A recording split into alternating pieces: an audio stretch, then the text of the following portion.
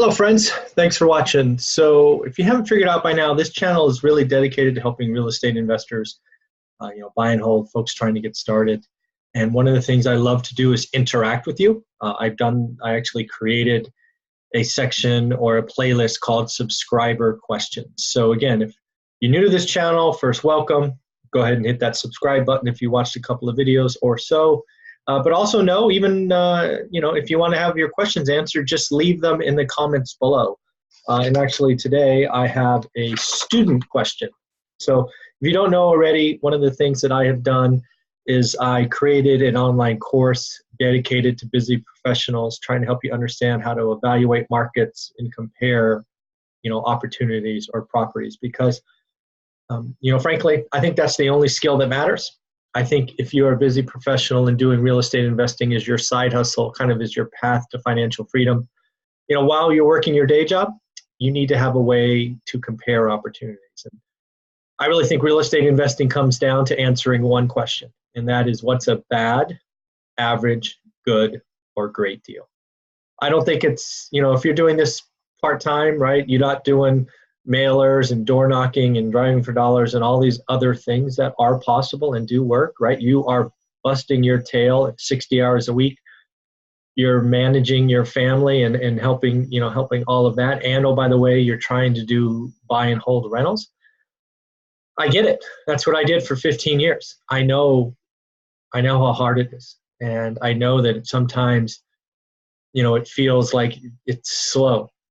It just feels like a slow process. I'm here to tell you, I wrote that book, One Rental at a Time, you see behind my shoulder, because I felt it was important for all of you to understand that it does work. It took us 15 years, and I'm trying to help people get there faster. So here's the student question, because they're clearly going through the course. So I'm just going to read it to you and kind of break it down. So Michael Zuber, hi, that's me. I read your book, spent a lot of time analyzing markets, properties, yield, etc. But my focus has now become buying turnkey properties using conventional financing. Evaluating turnkey properties that are pretty much at market value has been a challenge for me. What percentage of yield is considered bad, good, great on a turnkey property? Yield can be medium high, but cash flow can still be lower than I desire. It feels like a little bit of a different ballgame than buying at or below the median, and a bit arbitrary. Any insights to share? Maybe a video on this topic. Thanks in advance. So let's kind of break this down into pieces and sort of talk about what I see in this, and then kind of give my answer. So first off, I want to go back to the earlier point in the question from the student was, but my focus has now become buying turnkey properties using conventional financing. First off, for lots of busy professionals, that's the best answer, right? Now, do the numbers and do your math, and there are exceptions to this, but something I've written about in the book, I talk about a lot, is in today's environment, where interest rates on 30-year mortgages are in the 4s, right, for investment properties, it's probably best for most of you to buy turnkey, because you're basically financing the repair costs. I write about in the book that one of my early mistakes was I bought cheap. And, I've done plenty of videos on the math, but, if you're buying a property for 100 that you could have bought for 140, perfect, and you tell yourself, hey, if I put 25K in on the 100, I've got 15K in equity that I can burr out or whatever. Yes, you can force equity and you can do all these other things, but is it worth the risk? Is it worth losing cash or using cash? I am convinced that we would have been retired earlier if I didn't blow, most of my cash on cheap properties. Right, I bought them with 10 or 20% down, right? 20 on the first and 10 on the second and third.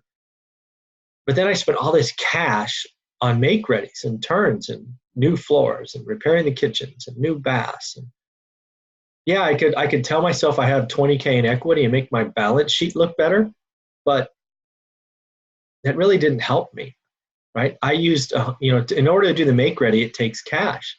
But if you bought turnkey, you're financing most of it. So again, I've tried to share in that there's nothing wrong with understanding that buying a turnkey or perfect property doesn't have to be from a turnkey provider. Maybe it's from a mom and pop who lived in it and now are moving. I don't know. But the idea is once you buy it, it's tenant ready. That's the idea. And using conventional financing, shoot, go for it. I think getting your first 4 rentals with conventional financing changes your life. And I think if you only get 4, you've changed your future. So I think that's wonderful. So let's go back to the student's question. Evaluating turnkey properties that are pretty much at market has been a challenge for me. Now, I'm not sure, I think it's the at market, right? Because I think what's happening with this student is they're probably comparing turnkey properties from multiple markets. And again, I'm just guessing, right? They're like saying, hey, I can get a turnkey provider in Milwaukee, Wisconsin. I can get a turnkey provider in Birmingham, Alabama, or Denver, Colorado. And I don't know, I'm just making this up. And then they're comparing them and going, well, they're different. Well, yes, they're different because each market kind of has the average, right? I don't know this for sure. Let's just make this up. Let's say Denver, in my example, is a 4, Birmingham's a 6, and Milwaukee's a 7. It's really unfair to compare a Denver with a Milwaukee, in that case, a 4 and a 7, because I don't think in my model you can take a yield from Denver and compare it with Milwaukee, let alone Birmingham in this example. I believe each market is different. And the reason I believe that is I've been through a cycle. I believe Denver versus Birmingham versus Milwaukee will act and behave differently in the next real estate or the next business cycle, right? When unemployment goes from 4 to 8, I think Milwaukee, Birmingham, and Denver will have different impacts, which will have different outcomes. I think a lot of turnkey providers in the Midwest and Southeast specifically are making promises that they have no idea if they can keep. I think there's too many people that have been investing the last 5 years and doing really, really well. They haven't seen a down cycle, right? I think there's a lot of flippers and a lot of people that look great on social media that are going to go bust in the next cycle, right? Even if you've been doing this 10 years, right? Yeah, maybe 9 years, right? Kind of started in 2010 after the crash. You had perfect timing. You look like a genius starting in 2010. But what happens in 2022, right? When listings are up and price drops are happening and all this other stuff. So, be very, very careful. The point to this is I don't think you can compare turnkey providers from different markets. So I would see why that's a challenge, and I don't think I would do that. Then what percentage yield is considered bad, good, or great for turnkey properties? Well, if you sort of tailor what I just said, is I think you need to evaluate the market and understand what the market does. So what I would probably do is, let's just pick on Denver, is I would go try to figure out what Denver provides as an average, right? And again, if you're taking my course, I show you how to do this. So let's say you're looking at a 3-bedroom, 2-bath, I don't know, 1,600 square foot house that a turnkey provider is giving you, and you do the math and it's a 4. Well, I've given you the tools in my course. Go look at Denver, spend 3 weeks looking at Denver for 3-bedroom, 2-bath homes in that area and see what the market provides, right? Not the turnkey provider, the market. If the market produces a 6, the turnkey provider is ripping you off, right? Right? If the turnkey provider provides a 4 and says, oh, trust me, trust me, trust me, but the market is a 6, get out. Don't go there, right? But if the market's a 4 or a 3.8 and they're providing a 4, maybe if the market's even a 4.2, but they're providing a 4, you got to be, it's close enough, right? So those are the things that I think about, is just don't go to the turnkey provider first. Look at the market, right? And then figure out what's going on. So that's what I would do is even if you just turn to turnkey providers, you still need to do your homework that I talk about in the course. My course is meant to be that foundation that you use to make decisions going forward. I really mean it. When you get done with the first couple sections of the course, you should be able to understand what a bad, average, good, or great deal is. That's whether it's in the MLS, from a turnkey provider, a wholesaler, driving for dollars, doesn't matter. people, if you want to know what's going on in your market, take my course. It helps you do that. It's trying to answer those questions. Okay, so yield can be medium high, but cash flow is still lower than I desire. And so it sounds like we have mixed goals here. So what I hear here, what I see in this question or this statement is maybe this investor has like a $150 minimum cash flow target, but then their yield is like a 7. I'm not sure what I'm really reading there, but basically what I think is we have two metrics going on. And I guess I would do the math again. First off, if you do have a minimum cash flow target, that can sometimes be challenging to kind of work in also. But it's hard for me to see how you could get a medium high yield and also not get a net cash flow number monthly. So I might do that math again, because it's just not mathematically impossible. It's mathematically impossible in my formula that I teach to get high yield and low cash flow, right? Because one of the numbers is net cash flow, right? That's the numerator. And if you're buying a turnkey property and putting 20% down, the math says that net cash flow number in the numerator needs to be a decent number, right? It can't be 0, right? It just blows up the math. Again, I teach all this in my course, net cash flow and what's in the numerator and the denominator. Again, it's all there. So I would maybe send me your math and I'll see if I can figure it out.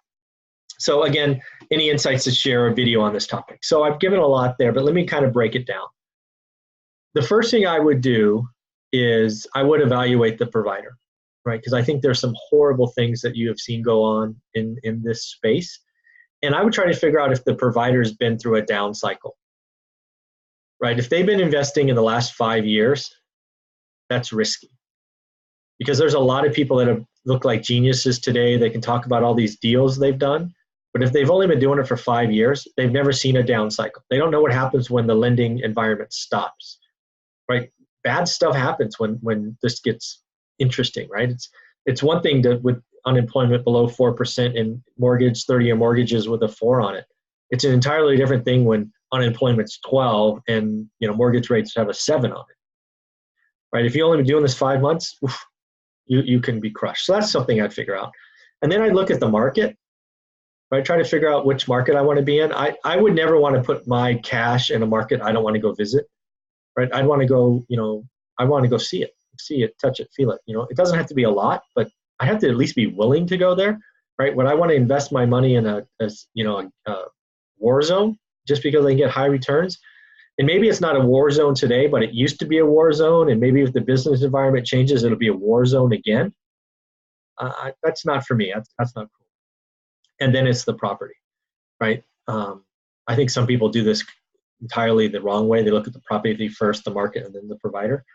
But here's the deal, right? So once you find a provider, and they usually focus on an area, remember, you're supposed to go look at the market next. And that's important. I've hit it once and I'll hit it here again.